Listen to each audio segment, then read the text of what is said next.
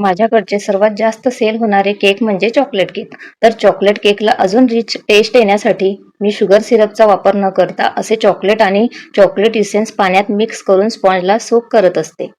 त्यामुळे आपला केक जास्त गोड लागत नाही आणि स्पॉन्जला सुद्धा चॉकलेटची छान अशी टेस्ट येते. मला कस्टमरचे रिव्ह्यू पण येत असतात की ताई तुमच्याकडचे चॉकलेट केक खूपच जास्त टेस्टी लागतात. माझ्यासारख्या सर्वच होम बेकरची नेहमीच ही धडपड असते की आपल्या केकची टेस्ट आपल्या कस्टमरला आवडली पाहिजे, कारण त्यावरच आपल्या पुढच्या ऑर्डर सुद्धा डिपेंड असतात. आणि हो, मी चॉकलेट गनाश कसे बनवले यावर सुद्धा मला बऱ्याच अशा कमेंट्स येत आहेत. म्हणून मी चॉकलेट गनाशची रेसिपी तुमच्यासोबत शेअर करणार आहे.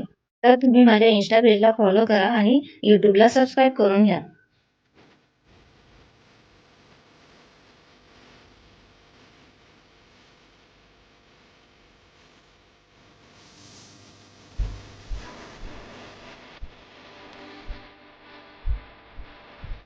बरं, मग तुम्हाला ही चॉकलेट केकची सिंपल अशी डिझाइन कशी वाटली मला कमेंट करून नक्की सांगा.